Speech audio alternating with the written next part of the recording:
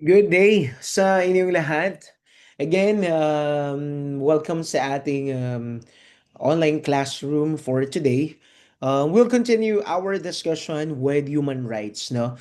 Maganda tong discussions natin kasi nga una we will be studying or we'll be knowing the ideas about human rights. And after this, no, after understanding the concept of human rights, pag-uusapan natin yung mga bagay na nangyari in the history of the Philippines that perhaps ay naging against dun sa pagprotekta dun sa tinatawag nating human rights, no? Back in history, merong mga nangyari na hindi maganda na nakababa dun sa dignidad ng tao sa Pilipinas, no? Colonial period, during the Spanish era, during the American era, during the Japanese era, and even after that we have gained our independence.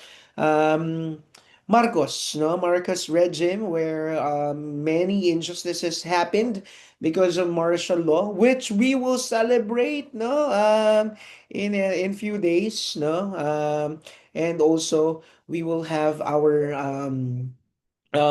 and in the recent history, no, yung tinatawag nating EJK, pag-uusapan natin yan sa mga susunod na araw, no? Pero ngayon, balikan lang natin muna yung idea, yung concept nung tinatawag nating human rights, no?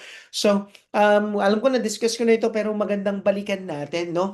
Each individual is entitled to enjoy his or her human rights. Again, each individual. Walang sinabi dun sa idea ng human rights. So walang sinabi dun sa definition na kapag matangkad ka, dapat may human rights ka. Kapag maliit ka, dapat may human rights ka. Kapag maputi ka, may human rights ka. Kapag maitim ka, hindi ganun eh. No, ang nakalagay dito, each individual. So regardless of those quantifying or qualifying identities, dapat lahat tayo meron tayong nai-enjoy na human rights, no? Hindi dapat limited sa kung ano yung meron ka at kung sino ka dun sa human rights. Ibig sabihin, hindi porket ikaw ang presidente ay mas mataas yung dignidad mo at mas mataas yung human rights mo kumpara sa iba. So dapat yung nakukuha ng presidente ay nakukuha din ng kanyang mamamayan. Kung ano yung nakukuha ng isang mamamayan, dapat nakukuha din niya, no? Vice versa. Ganun yung idea, no? So the term human rights came from the Latin word iuris, no? Which means what is due or owed to an individual or person. Human rights simply means something that we should give, no? We should give to other human person regardless of anything, no? So ibig sabihin, kasama ito sa ating duty, no? Duty bilang isang mamamayan, no? Mamamayan hindi lamang bilang isang Pilipino, kundi bilang isang tao, no? Bilang isang tao. Kaya human rights, no? Ito ay karapatang pangtao na ibinibigay ng tao hindi lamang sa kanyang sarili, kundi katulad ng paggalang niya sa kanyang sarili ay paggalang, no, sa karapatang pangtao ng ibang tao, no? So parang tao, no? So ganun yung idea, no? It suggests that justice is delivered when an individual receive what is due for him or to her, and is respected by everyone, no? It's respected by everyone. Wala sanang mas nakakataas dun sa tinatawag na nating human rights, no? Regardless of your statures in life, hindi ibig sabihin na ako ay inyong teacher, mas mataas yung human rights ko kesa sa inyo. Hindi ganoon, no? Pantay-pantay tayong may karapatan, no? Yung karapatan ko ay karapatan nyo rin, no? So, yeah, for example, freedom of expression. Kung ano yung gusto kong sabihin, based on my freedom of expression, I can say it. At kayo din, pwede nyo yung sabihin. But, we need to understand the other, the last sentence that is mentioned here. No, I have my own rights, no, to express whatever I wanted to say. You as well, you have your own rights to tell whatever you wanted to say. But you must respect my rights. So every time that I speak using my freedom of expression, if that speech hurts you, probably that's wrong. 'Di ba? Kasi kailangan hindi kita nasasaktan. Habang ginagawa ko itong mga bagay na ito, dapat hindi ka nasasaktan. Ganun, ganun yung idea, no? So, katulad ng example natin nung nakaraan, kapag nagalit ako, karapatan ko yun. Pero kapag nanakit ako dahil sa galit na nararamdaman ko, yun na yung pagkakamali, no? So yun yung ibig sabihin nitong first paragraph na to, no? Human rights is cluster of a basic principle concerning what is universally binding on the conscience of human being. Again, basic principle. Wala na dapat nagtuturo nito. Dapat nga hindi na natin to masyadong pinag-uusapan kasi nga, this is basic principle. It is basic. It's more basic than mathematics. It's more basic than subject-verb agreement. No? Normal na kapag gumawa ka ng mali sa ibang tao, you're violating their rights. No? So this means that human rights includes not only legal rights, but moral values. It's not just anything about the law. No? It's not all legal are moral. Hindi lahat ng legal ay moral. No, makikita na natin during the time that we are discussing about corruption. Lahat ng mga binabanggit nila doon legal, pero corruption still exists, no? Para sa akin mas mahalaga yung tinatawag na moral values. Kasi if you have moral values, you have that moral ascendancy. Hindi mo masasabi dun sa bata na wag kang kumain ng junk food kapag ikaw mismo ay mahilig sa junk food. Di ba? Hindi mo masasabi dun sa estudyante mong mag-aral ka kung ikaw mismo hindi mo pinag-aaralan yung itinuturo mo. Di ba? Moral values, moral ascendancy. No? The attainment of human right helps the person reach a level of condition that empowers him or her to live and face the demands of human nature. No? Sa pamamagitan ng pagkakaloob natin ng karapatang pantao, hindi lamang sa sarili natin, kundi sa ibang tao, you are able to fulfill your human nature. No? Your human nature to be good or to do good. No? Kadalasan bakit ba mayroong krimen? Kasi nagugutom sila.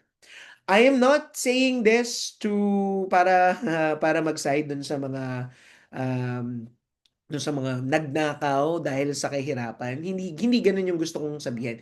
Ang gusto kong ipakita ay maraming mga tao ang natutulak na gumawa ng mga masasamang bagay dahil nahihirapan sila sa buhay. I'll go back again on my definition or our definition of job. We are doing this in order for us to have decent life. If we don't have job, if we don't have money, we are unable to live a decent life that leads us to doing something that is wrong. Hindi ko sinasabing tama yung ginagawa nila, kundi probably, no? Ito yung mahirap kapag hindi natatanggap yung kanilang tamang karapatan, no? Marami kasing injustices in terms of working. No, unang injustice diyan, pag-aralan natin sa economics dati, contractualization. Di ba? Yung 6 na buwan kang magtatrabaho, tas after 6 na buwan, hindi mo sigurado kung may trabaho ka pa rin babalikan pagkatapos no, napakahirap nun kasi after 6 months, hahanap ka na naman ng bagong trabaho, magsisimula ka na naman. 6 months ulit ang hihintayin mo. And after 6 months, hindi ka regular, maghahanap ka na naman. Bakit maraming mga firms ang nagre-result into contractualization? Because mas mura ang pasahod sa mga contractual kaysa dun sa mga regular employees mo. No? Maganda para sa kanila, pero hindi maganda para sa mga tao. Injustice. No? Because of that, maraming mga tao, ay, ayoko na lang magtrabaho. Ay, ang hirap naman. Di ba? So, sabi doon, it is human right, the attainment of human rights may allow the person to reach the level of condition that empowers himself or herself for the demands of human life. No? Ganun yung idea. It also entails respecting the rights of others as part of his or her own moral responsibility. Dapat malinaw yun sa atin, no? Na kasama, no?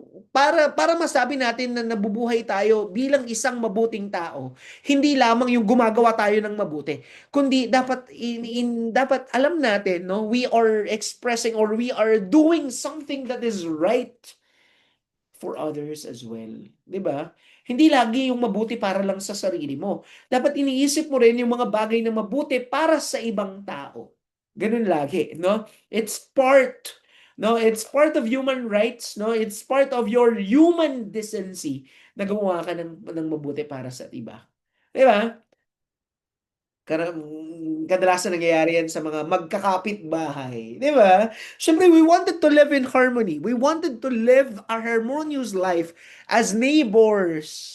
Siyempre, hindi ka gagawa ng mga bagay na hindi maganda para sa iyong kapitbahay. Pero, dapat at the same time, yung mga kapitbahay mo, gumagawa rin ng mabuti para sa iyo. Hindi yun utang na loob. It's the basic human decency. 'Di ba? Hindi ka lalabas ng isang sa bahay mo, sisigaw-sigawan mo yung mga tao. Hindi ganoon. 'Di ba? Kung gusto mong respetuhin ka, dapat nire-respeto mo din sila, no? It's very basic. Babalik tayo dun sa idea kanina. It's basic moral principle, no? So yun yung idea ng tinatawag nating human rights, no? So let's now talk about the scope of human rights. There are two scopes, no? The freedom-based. No, pag sinabi natin freedom-based, it's human right that deals with civil and political rights, no? They include social freedom, no? So dapat ikaw ay free in terms of social. So kung ano yung gusto mong sa society mo mangyari, no? Kung gusto mong sumali sa isang grupo, okay lang, no? Pero yun nga, no, dapat may moral ascendancy. Maraming mga tao nagtatanong sa akin, masama po bang sumali sa frat? No? My idea is, para sa akin, fraternity is very good. From its term fraternity, it comes from the Latin word frater, brother. Dapat nagtuturingan kayo bilang isang magkakapatid or bilang magkakapatid. Ang problema kasi, in terms of fraternity, many times there are fraternity wars, no? Ang problema dito, parang ang nangyayari, nagkakaroon ka ng ascendancy sa sarili mo na, ay, mas magaling kami, ay, mas tama kami. No? So nangyayari naglalaban, no? Naglalaban. I understand you have your rights as fraternity. Yung kabila meron din ganun.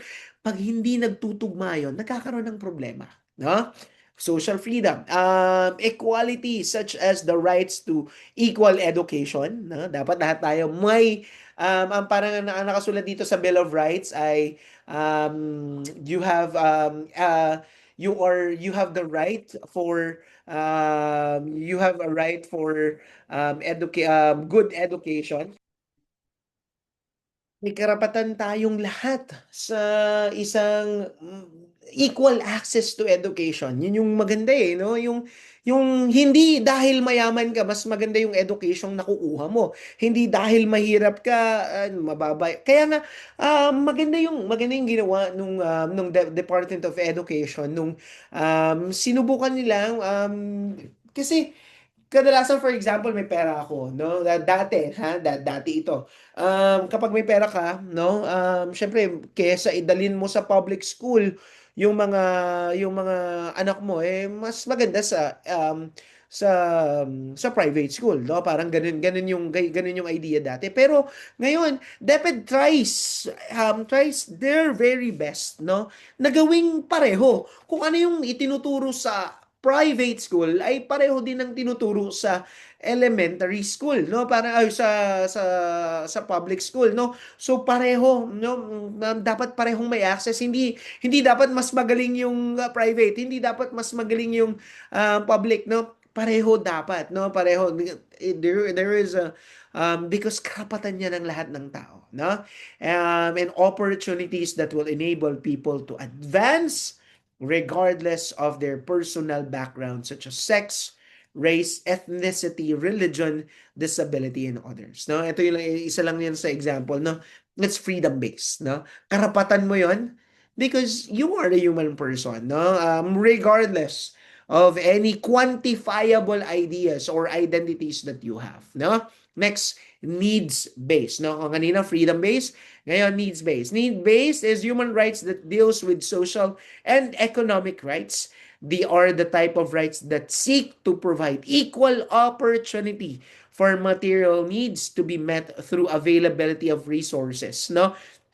Healthcare, no? Yan, no? Andyan din yung shelter, food, no? So, equal opportunity. Ang ganda nung ano, ang ganda nung hindi ko alam kung law ba siya or resolutions or what, no? Kasi dati, no, dati kapag dumating ka na sa 60 years old, hindi ka na pwedeng magtrabaho, no? Gano'n, no? Pero ngayon, ang maganda, merong mga companies na tumatanggap ng mga senior citizens, no? Ang cute, no? Na hindi ko alam kung nakita nyo na yun. Sa Jollibee, sa Pilipinas, may mga matatanda na nagsaserve. Medyo mabagal, no? Pero nakakatawa kasi, alam mo yun, mas lalo kasi silang magkakasakit kapag hindi sila gumagalaw, di ba? So, equal opportunity na kahit na medyo they are advanced in age, no? Kahit na medyo they are advanced in age, they also have equal opportunity para masatisfy pa rin yung needs nila materially, no? So ilan lang 'yon sa mga basic needs natin, no, in terms of need-based human rights, no? So next, okay. So, development of rights, no? So, the development of rights represents the characteristics of the needs of people at the time they were advocated. Now, we have civil and political rights, no? Alam ko, parang ito isa sa mga controversial rights, no? Ito yung mga rights na probably violated during the time of EJK and during the time of martial law, no, yung civil rights and political rights. Kasi during the time, no, maraming mga stories, no, maraming mga confirmed stories na yung mga kalaban ng gobyerno during the Marcos era, Marcos Senior era, pinapapatay, no? Maraming mga librong nagsasabi na gano'n. So, probably parte ng civil and political rights is to be able to express, no, to be able to express your ideas and your perspective on politics and in governance, especially in this time that corruption and good governance has been advocated by many people, no? So these types of rights can be traced back to the period of the English, American, and French Revolution in the 17th and 8th century, no? In that revolution, 'di ba, naglalaban-laban yung mga powers, no? The British, no? The Great Britain, the America, the French, no? Naglalaban-laban sila sa dominance, no? So the English people fought for their right to religion and freedom to establish community free from the control of the parliament, no? Kasi kung babalikan niyo yung history, parliament, so sila na yung nagde-dictate ng lahat, no? Pero naging itong mga tao, yung mga tao during these times, they wanted to be free, especially through their faith, no? Through their religions, no? The Americans, on the other hand, fought for the right to establish their own government, no? Kaya din siguro, no, kung titingnan natin, kaya kung din siguro no, during the American occupation, 'di ba? Parang humihingi din tayo ng sarili nating gobyerno, no? And kung babalikan natin yung history, no, binigyan tayo ng Commonwealth. 'Di ba? Binigyan tayo ng Commonwealth. Yung meron government, no, meron tayong Filipino government. They're guided by the Americans.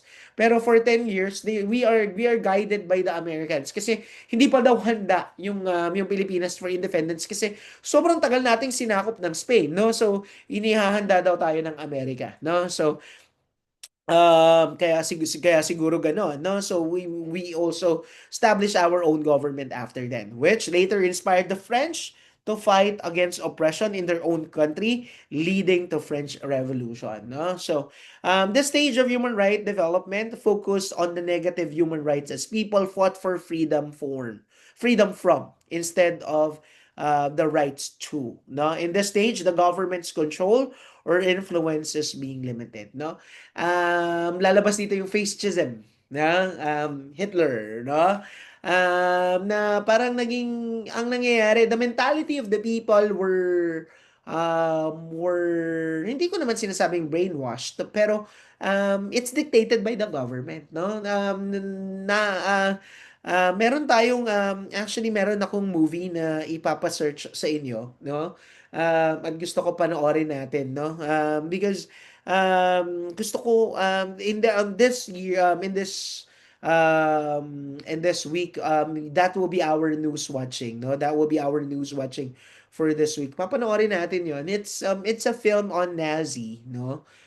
The title is Boy in a Striped Pajama, no? During this time, no, yun nga, parang pinamumukha dun sa batang German, no, German na bata na anak ng sundalo na masama yung mga Hudyo, no? And that is I think that's a basic oppression kasi bata pa lang eh.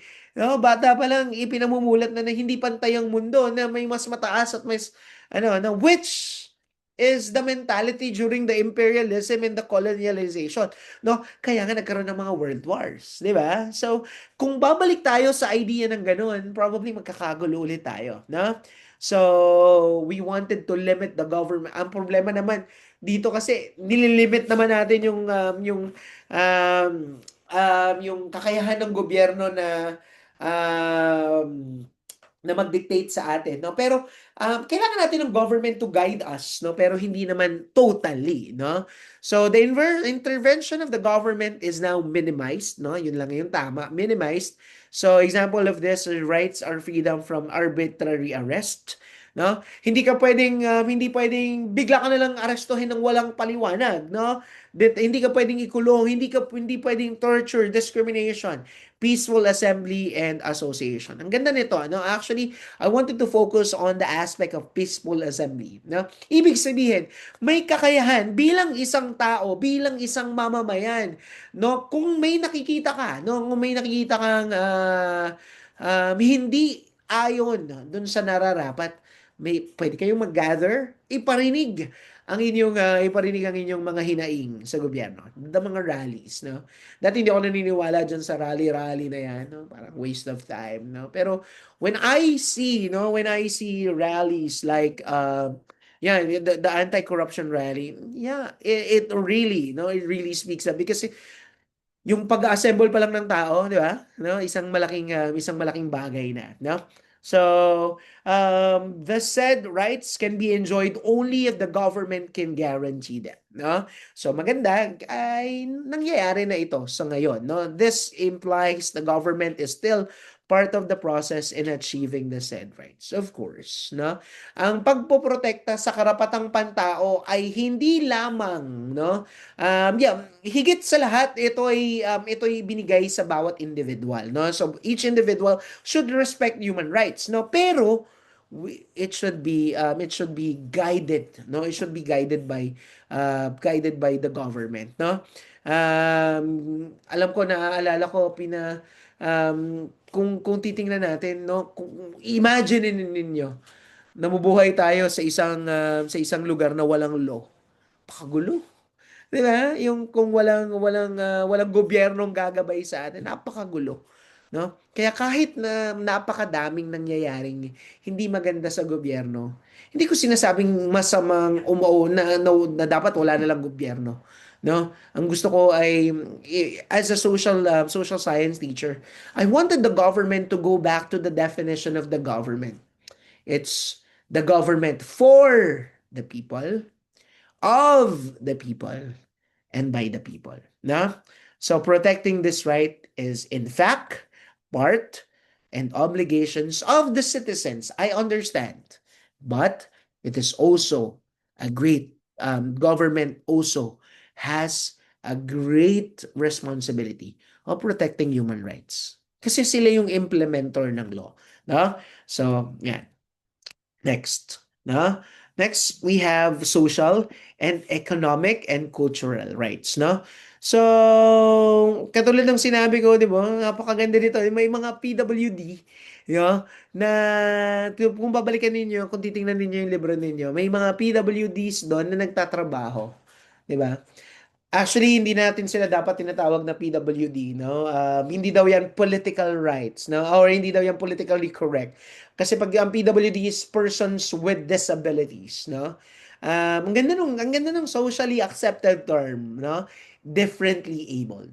Kasi pag ikaw daw ay bulag, kung may isang senses man na hindi gumagana sa'yo, may isang sense na sobrang gumagana. For example, bulag ka, pero malakas yung pang-amoy mo, something like that, no? So, napakaganda, differently abled. Aminin naman natin, di ba? May mga tao na probably, ang sama kasi nung term natin dati, mentally retarded, yung mga ganung mga terms, di ba? Very, very, very exclusive, no? Kaya siguro, pero, minsan ano din eh, no? Minsan nasa mindset din ng mga tao eh, no? Na parang minsan sumosobra naman tayo sa pagiging inclusive na parang lahat na lang ng bagay inalmahan natin, di ba? So hindi ko alam kung napanood ninyo yun, yung interview dun sa asawa ni IZ, yung dating sex mom, no? So laking issue no, no? Parang lahat na lang minasama, no? More or less, no? Panoorin niyo yun, no?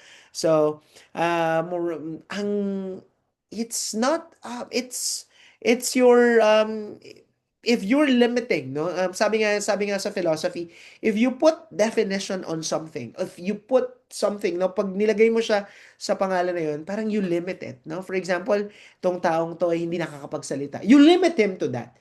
Oo, hindi siya nakakapagsalita sa pamamagitan ng words, pero he can express his feelings through actions, 'di ba?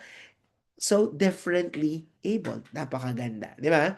So the second stage of rights focuses on economic, social, and cultural rights, which can be associated with the revolutions in the 20th century inspired by the Marxist and the socialist ideas. Na during these times kasi, 'di ba? Napakalakas ng proletariat, no?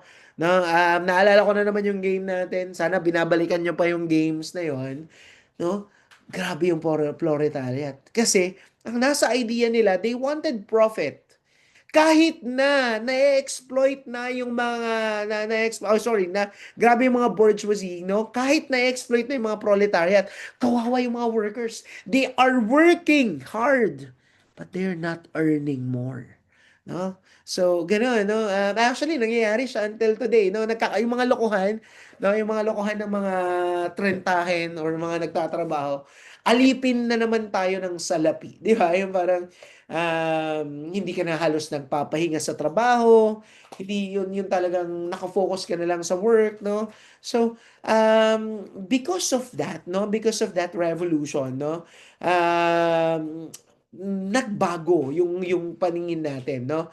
So, more or less, it's more wider idea and perspective. As compared to the first stage of development of human rights, the second stage highly required the protection and intervention of the government.